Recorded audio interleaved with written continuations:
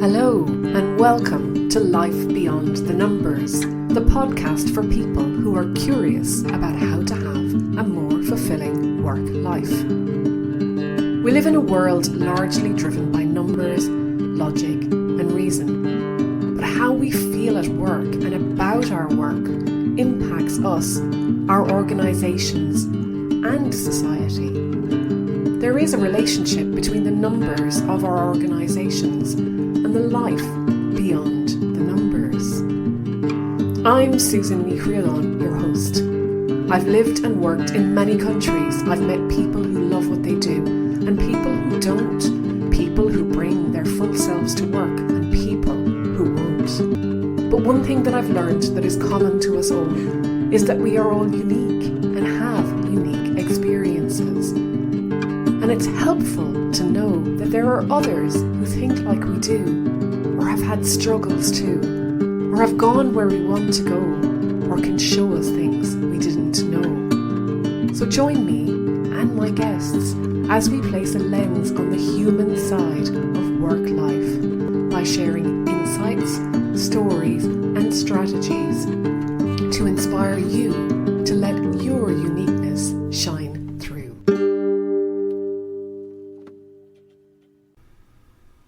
Hello and welcome to episode 168 of Life Beyond the Numbers. And this episode is going out on Saturday, March 23rd, 2024. In the solo episode that went out in February, I talked a bit about the inspiration for the book, my book, Leading Beyond the Numbers, How Accounting for Emotions Tips the Balance at Work. And I very much focused in on the accounting and the emotions piece and how those two combined to become the subtitle. And so today I thought I would look a little bit at the title, Leading Beyond the Numbers, and where that came from. It's funny, when you go onto Amazon and look for leadership books, there's over 100,000 titles. So leadership is something that we are all interested in, I think, because it affects our lives in so many ways. And while I focus in on the workplace in my book, we have examples of leaders in all parts of our lives. And one exercise I like to do with groups sometimes is ask them to think of a leader in their life who was the embodiment for them of leadership, and whatever that means to that person. And they can be from any walk of life. It doesn't have to be somebody that was at work. It can be someone from school, from home, from a community, from wherever, whatever example they want to use. And we get all sorts of examples from people. And if you think about it now, who is somebody who you think is the embodiment of leadership and your understanding of what leadership is? And where does that come from? And then I suppose if you take that into the workplace, in your workplace, do people display those characteristics, those traits, those tendencies? Do you? And after we finish this exercise, everybody has a wonderful understanding of what leaders are like and the best leaders and so on. And then we do this exercise where we ask them to give us examples of leaders throughout history up to today, but examples of people who epitomize that understanding of leadership. And we'll often get football managers first, and then we tend to get Hitler and Stalin and so on. And it's interesting that the leaders that come out then are often very different examples than the leaders who we saw personally as people who represented leaders in our own life. And the leaders that we put up on a pedestal are often the people that I won't say admire or don't admire, but the people who aren't necessarily the best examples of leaders. Sure, they led people into battle and they led people into war and they led all sorts of things, but they may not have the characteristics of what I believe, and maybe this is my bias coming through, is important for a leader to have.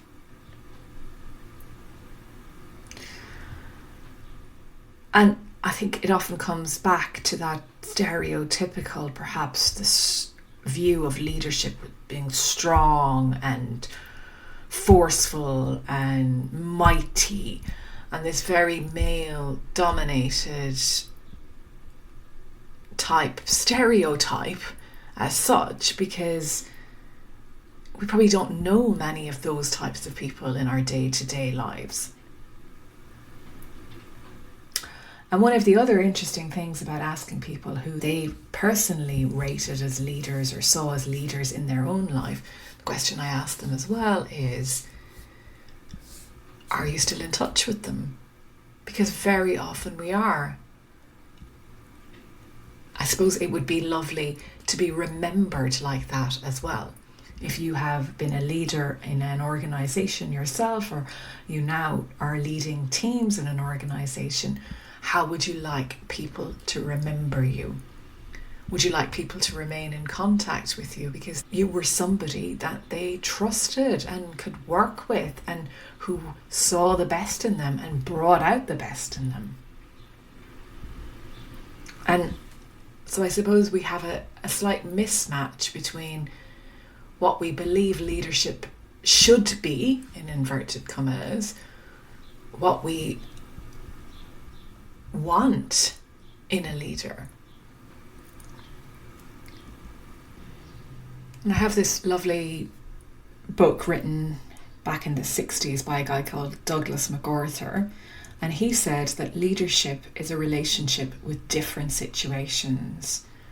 And I like that, as I think that leadership is the ability to say I don't know.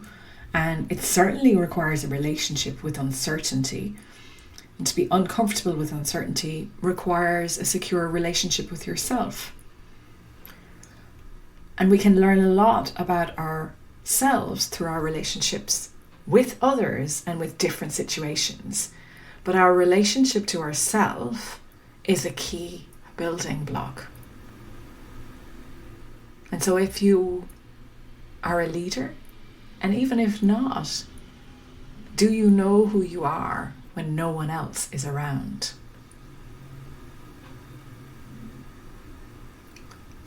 I think we are all leaders in some way. We've all led conversations. We lead our lives, our own lives. And we have a responsibility to lead our own lives. And I think we have a disconnect sometimes between our expectations of leaders and what they should or shouldn't do being very different from what we are capable of doing or not doing. Organisational culture is a set of shared values, beliefs, attitudes and assumptions. It is a proxy for the emotional state of an organisation or the collective emotional states of people who work there. People in leadership positions exert influence over this. Emotional contagion is present at work as moods and feelings can synchronise, spread and impact performance. Our nervous systems are always communicating and we can co-regulate. It's our loss when we don't acknowledge this on an organisational level. Disengagement is a costly problem. It has reached epidemic proportions. On a daily basis, people make decisions and take actions that affect the bottom line. These will be influenced by factors like what motivates them, how they feel about themselves, whether they feel valued and feel a sense of belonging, how people feel about their colleagues, manager, leadership and organisation always also count. Why are we perpetuating cultures that fail to engage more than 1 in 5 people? I suppose our tendency is to hold leadership accountable for everything, and to a certain extent, of course, they set the tone and so on, but we all have a responsibility to ourselves, the organisation, and other people that we work with. And I think that sometimes we can ask ourselves, what role are we playing in keeping these workplaces alive? And sometimes it's not you, it's me.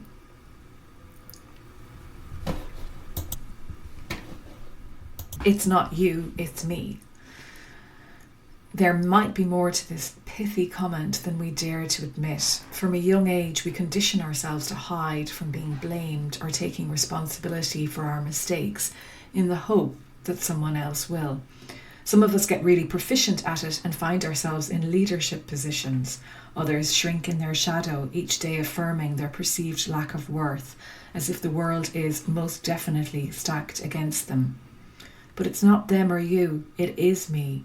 And once I understand that, feel it deeply, I can start to think differently in a way that changes this. We are the sum total of our experiences, and as we have seen, our experiences help us to efficiently, albeit not always optimally, respond to the context we are in. My experiences are meaningful to me precisely because they are meaningful to me. They may not even register for you. They may be completely meaningless. But that is okay, as it's not you, it's me. And I suspect this serves to reinforce silos and separation in the workplace. And those few extracts from the book lead nicely into leading beyond. Because sometimes we do need to look beyond our current understandings and our current expectations of what things are, our current knowledge, the familiar. In the same way that technological advances have opened up new frontiers in understanding how the human brain works and have taken us beyond many of the popular assertions and beliefs that prevailed, we can go beyond our current understanding of leadership and look at it in a different way and think about what it means to us. And in the same way, we can look at people and look beyond what their defined role in an organisation is and actually think holistically about what they bring to the organisation. We can look beyond at the cost to the organisation of having people and actually look at them as humans and their worth and their intrinsic value. We look beyond the narrow focus of humans as a resource and instead look at their resourcefulness. And we can also look beyond the brain to bring in the body at work, because there is intelligence beyond our brains. So the beyond is really about looking for a different perspective, looking at things differently, going beyond our current knowledge and understanding. And I talk about neuroplasticity in the book. And often it's just easier for us to do the same thing. It just is. Whether that's walking the same way home from work or to work every day, or going to the same supermarket, or making the same dinner every Monday, whatever it is, that neuroplasticity that is there and it's familiar and it's easy and it becomes effortless. And sometimes we have to go beyond the way we've always done things around here and find different ways and see different perspectives. Just because something has worked for us in the past, it's not going to indicate that it's going to work for us again in the future, especially when our workplaces are so full of uncertainty now. I mean, the world is a very uncertain place. So we have to go beyond. And in this book, we're going beyond the numbers as well. We're looking beyond the numbers because accounting tells a story and storytelling moves people. And this book is about telling a different version of a story that might begin to rebalance and imbalance. It is about leading beyond the numbers and still knowing our worth, contribution and value. It is about recognising people as people and not as numbers on a payroll or statistics in a report. We talk about people being the greatest assets in a business, and yet we account for them as an expense. Is it because we account for people as costs that we don't always recognise how invaluable they are? In this book, the financial state of an organisation serves as a proxy for the cumulative emotional states of people who work there. If we don't know the true story beyond the numbers, then the numbers might very well be meaningless. If the culture is unhealthy or toxic, covering it up or ignoring it does not make it invisible. Every business is unique. And even if their balance sheets appear comparable, the story beyond the numbers will always differ. So do we really ever know what's going on? Much like each person is unique, our lives can be told in numbers too. Each year on our birthdays, our age increases by one number from the previous year. Does that number on your birthday tell your story? Or is the story in the details, the months, weeks, hours, minutes and moments between last year and this year?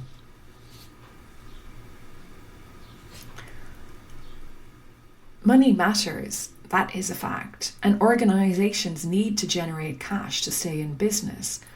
Understanding the numbers is key. But numbers don't make decisions, people do.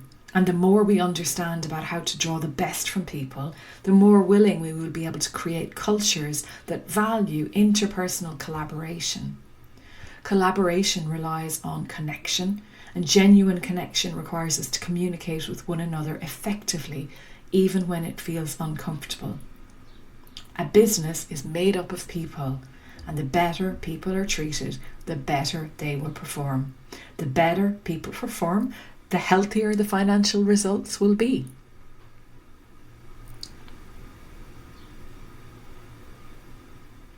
Undoubtedly, those with the most influence over workplace engagement levels are managers and leaders.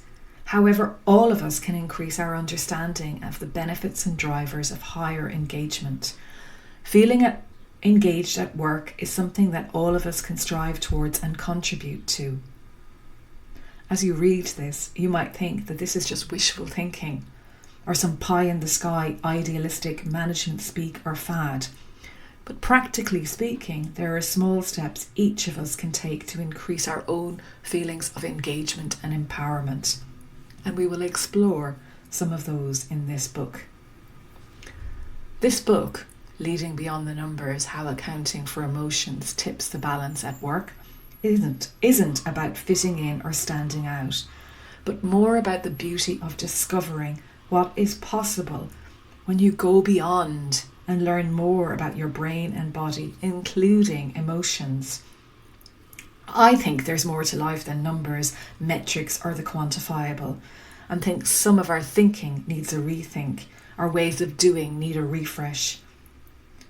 We deal with uncertainty all the time, but by trying to force certainty, we miss out on some of the qualitative aspects that might emerge. This book isn't about getting rid of numbers, metrics, or the quantifiable. They absolutely have value. It is what we do with the data that counts. It doesn't have to be an either or. It is more about both and. And the conclusion of the book, the very last paragraph of the book, is one I wrote very early on. I just knew how I wanted the book to end. Start with the end in mind, they say. And this is the last paragraph of the book. Don't be a number.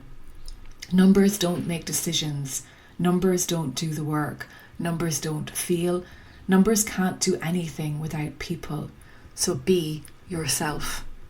Be human. Be. And if you can't do that where you are, seek the place that you can. That is what I ask of you, dear reader. Don't settle for someone else's account of what life is supposed to be like. Write your own story. You are the only one who is accountable.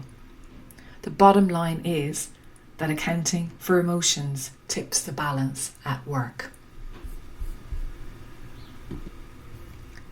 So there are some excerpts from the book and some thoughts around leadership beyond and numbers, and the idea of leading beyond the numbers. And I wanted to leave you with an endorsement. I didn't mean to read one out at the beginning, I forgot, so I'll just read one now at the end. And this one is from John Fairhurst, who is the head of private sector engagement at the Global Fund to Fight AIDS, Tuberculosis and Malaria. I know from working with Susan for many years that she fully vests herself in what she does. This is what makes this book so valuable. This is lived experience, years of learning, humour and heartfelt perspectives on how life and work are not separate things, but how they can and should reinforce each other. Businesses almost always say that their people are their greatest asset, but too rarely treat them as such.